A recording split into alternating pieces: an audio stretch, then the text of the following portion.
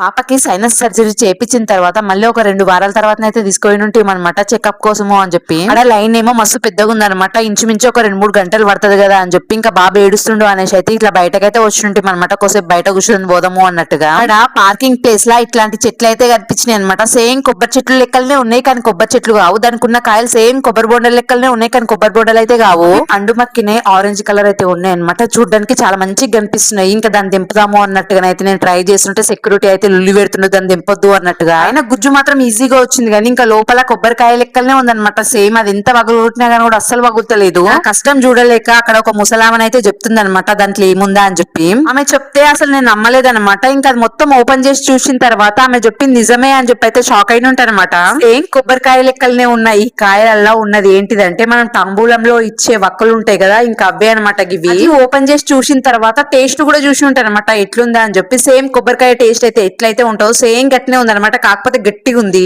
ఈ చెట్టుని నేను ఎన్నో సార్లు చూసినా కానీ ఇది వక్కల చెట్టు అని చెప్పి అయితే ఇప్పుడే తెలుసుకున్నాను అనమాట. మీకు ఎవరికైనా ముందే తెలిస్తే ఖచ్చితంగా కామెంట్ చేయండి. థ్యాంక్ యూ ఫర్ వాచింగ్ అండి. బాయ్. చిన్న లైక్ ఇవ్వచ్చు కదా.